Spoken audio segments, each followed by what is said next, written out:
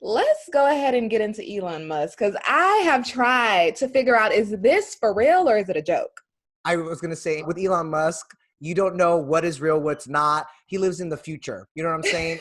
We could And see by the name of his baby. exactly, which I still don't know how to pronounce. I mean, he Yeah. tweeted and shared the name of his newborn son, who he welcomed with Grimes. And here it is for you guys. I want you to take a stab at it first on how to pronounce it because I'm still trying to figure it out. Okay, What do you so think it is? when I saw it, I just pronounced it as it is. I just saw XAEA12. Like I didn't think much of it, but like you mentioned too, I mean, Elon is known for joking on Twitter, so Yeah, we're still not sure if he's being serious because in most US states, you can't even name your child a number, you right. know? Yeah, So I'm thinking that maybe this is just a symbol for his kid. I don't know, but people on Reddit broke it down, and here is what they came up with. I need help. The ligature for AE stands for ash. All right. Okay. And then they said A-12 stands for archangel. So we have X, ash, archangel. Musk. Right.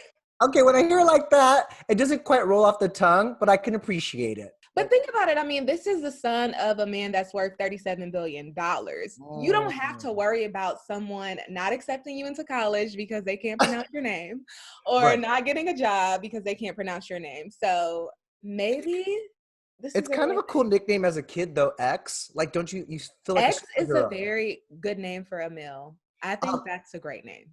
It's so funny though because obviously there's a bunch of hilarious reactions online because Elon Musk he is an over the top personality. He's kind of out there. You see in his presentations for all the Teslas and stuff, like he's wild. You know what I mean? And so a lot of people are. I feel like this is not the first time people have freaked out over what a celebrity names their child. There's some really strange ones out there. I'm Yes. looking at you, Psalm West. You know what I'm saying?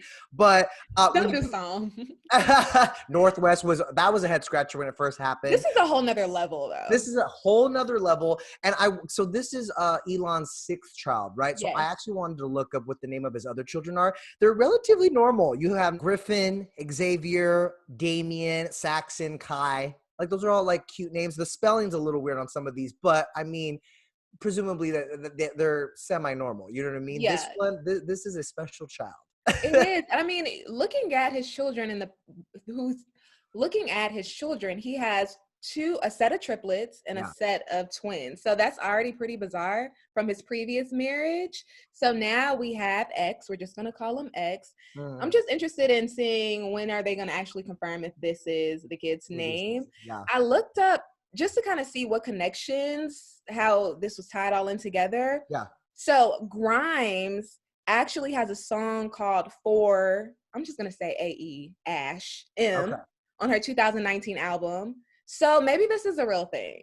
I was gonna say, that reminded me that we can't put all of this on On Elon, him, right? right. I mean, Because the baby does have a mother. exactly, there's a Right. mama involved too. And to be fair, if you're not familiar with Grimes and her work and her Yes. music, she's also kind of out there. She's also bizarre. Like I said this on our when we talked about this story earlier this morning. It's like they deserve each other. I'm so happy they found each other and now they have a spawn. You know what I mean? Like it's kind of perfect for them. So I'm not gonna put it past them. I'm gonna say this is the real name, and we're just gonna have to Well, go. Denny, you didn't Shout out explain to her. what you thought it was off the top. Girl, I thought it was. Hold on, I gotta pull it up again. What? I don't even know it by heart. I gotta look at it. I, I thought it was XAE A12, just like you Me said. too. I didn't A think too hard about it until everybody tried to break it down. A-12.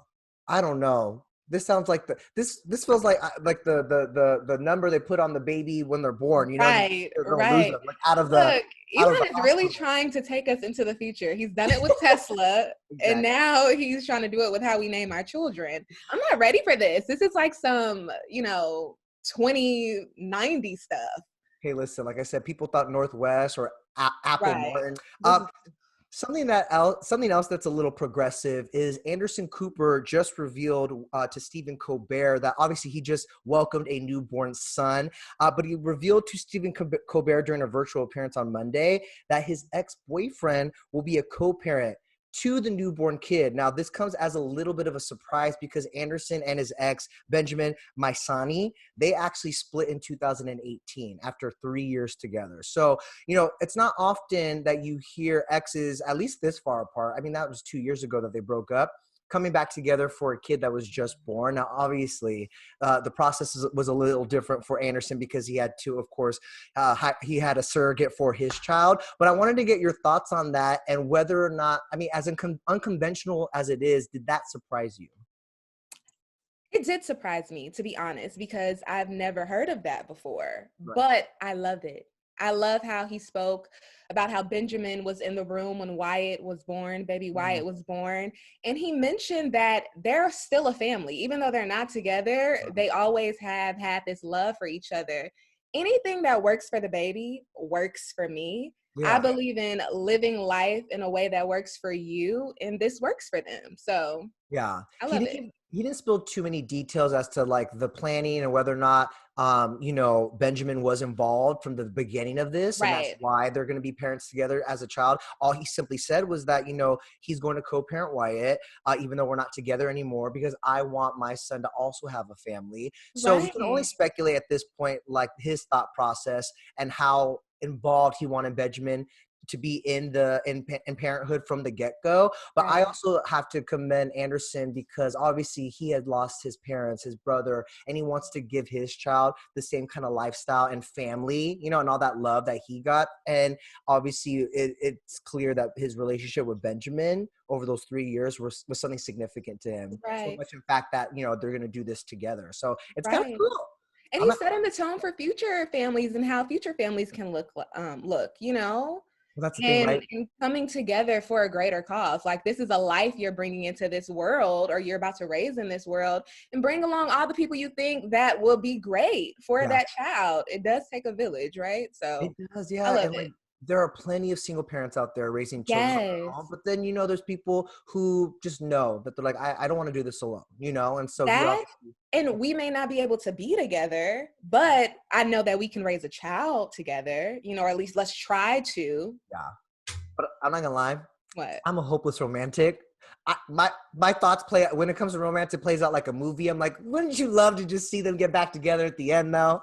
You made a great point, and it also raises a question in my mind. What if Anderson finds new love and Benjamin finds new love? I mean, It just honestly, gets complicated at that point, but I'm pretty sure they'll work it out. that would get complicated for me, but like I can see, it looks like they have it on lockdown. They got to figure it out. So I'm gonna trust their journey, but I'm gonna be watching. All Let's watch. right, let's get into this next story.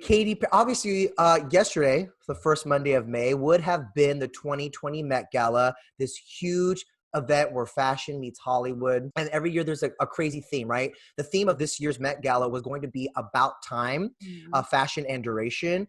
And a lot of stars were sharing throwbacks from their time at the Met Gala since it was postponed due to COVID-19. But Katy Perry took it a step further and actually shared what she would have worn to the event this year. And it's kind of amazing. Unfortunately, all we got to see was it on a mannequin, but it is a daring Jean-Paul Gaultier style comb bra. And I guess it's like maternity wear because there's also a piece for her belly.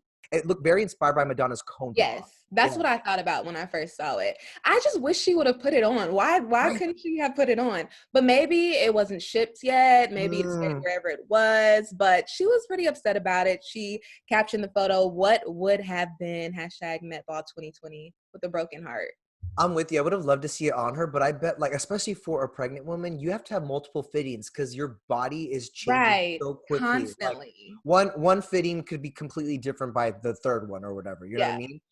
But it also was kind of fun to picture her in it. Like, she would have crushed that. Like, that would have been Yeah, she such. would have, but I also wondered about the bottom. Like, was she gonna have on Like, tights or something? Because all you saw was the pointies and the belly. That's yeah. it. So I was just a bit confused about that. Isn't it also amazing to think that, like, Katy Perry last year for the camp theme, the red carpet, she came in like this huge Right. chandelier, and then inside was a giant burger. Like she Right. was hiding her body then, and she wasn't even pregnant, and now she's having a baby and has And this she wants to belly be button. She sexy. was down to be sexy, show it off. It would have been a moment for sure. Met Gala is probably one of my favorite events of the year from like afar. You know, like I've never been there, but I love like Of course.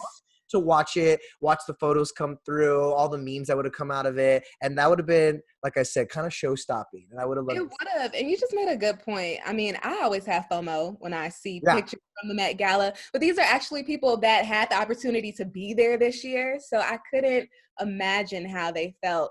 And to think about it, I believe the Metropolitan Museum of Art, they celebrated their 150th Mhm. year Yeah. anniversary this year. So there was a lot to To celebrate, celebrate. and it didn't happen. It didn't happen, but you know what? We got a lot of throwback posts on Instagram, on social media of all the stars who have been there in years past. We're looking forward to this year's event. But a couple of them also revealed some never before heard stories from the Met Gala. I'm going to start with Kylie Jenner, because she shared some throwbacks from the year she showed up there with Travis Scott. It was 2018. And the theme was like Catholicism. And so she got a lot of flack online for her look. It was like this black dress with a lot of like metallic and chrome accessories and studs and all of that. It was controversial at the time, but she's now revealing that she actually had a wardrobe malfunction before she even hit the red carpet. Apparently, that dress was so skin tight that it split in half and they had to add a zipper. I'm sure it was. This was 3 months after she had Stormy. Yeah. First of all, her snapback was amazing, but that's not unusual to hear. You know, Kim couldn't sit last year at the Met because her corset was so tight. So Beyonce one year couldn't walk up the stairs because her dress was so tight. look, beauty is pain. It Pretty happens. much. Luckily, she's Kylie Jenner and she has someone to help her put it together in the car and fix it. That part, because I saw a lot of reactions online. It's like, oh, that happened to me too, but I don't have a designer Right. on call right next to me being able to add a zipper last minute, you know? The zipper kind of worked, I gotta say. How about this one? This one had me shook. I don't think anyone noticed this. I feel like this is the first time we've heard or seen this, but Blake Lively, who is such a stunner, she is notorious for killing the red carpet game, especially at the Met Gala. And she posted a bunch of throwbacks on Instagram and revealed that she secretly matched the red carpet of the stairs up to the Met for 3 years in Met Gala's past. And it's spot on. It was spot on, beautiful. And you know, Blake, she is infamous for styling herself. Like, she doesn't like to have a stylist. She goes to the fashion shows and picks out what she wants and then contacts the designers. So even thinking about that and how she was able to match things up perfectly, it was stunning. I saw a few people, I think Gigi Hadid was saying, like, did you call up Anna and tell her what color to place the carpet? Because this is crazy. Even Gigi was shook. I mean, how often do you see the photos from that particular event, that red carpet, and look at the stairs? Like, you don't, right? Because everyone's looks are so over the top. You're focused on the fashion. So then to look back, I'm like, I didn't even know that carpet was blue. Had a little bit of a trim of blue that year. And so did your dress. Like, what? Her mind. One of our producers made a good point, and once I actually saw the pictures, it clicked in my head that this probably would have never worked. Her announcement probably would have never hit us as hard if we didn't have the Met Gala this year, because she had to rack up a couple of photos for us to say, whoa, you really did this. She did that, and she reminded us that she crushed it in the process too, like Mike. Effortlessly too. Effortlessly. Oh, Ryan Reynolds, you're a lucky man. Okay, so obviously we're living in a crazy time where we're all stuck at home, and basically life kind of took a pause across the board, right? And we've seen in the last couple months of quarantine, people celebrating birthdays at home. You've seen the drive-by parades. We've seen people from home honoring our healthcare workers during their shift changes, virtual proms for our high school seniors who don't get to have that prom experience because they're also been ordered to be at home. But now, of course, it is graduation season. It's coming up fast, and there's so many ways that celebrities and just the world are honoring college and high school seniors with like these virtual graduations. And it was just announced that YouTube is actually honoring the 2020 grads with a virtual graduation, which, by the way, the commencement speakers, insane. President Obama, Lady Gaga, BTS, former Secretary of State Condoleezza Rice.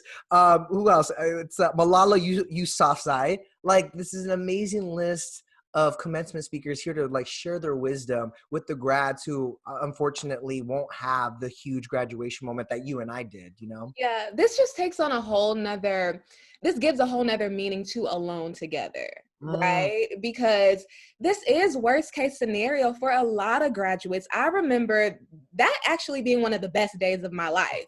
I felt so free. I felt like I was on top of the world.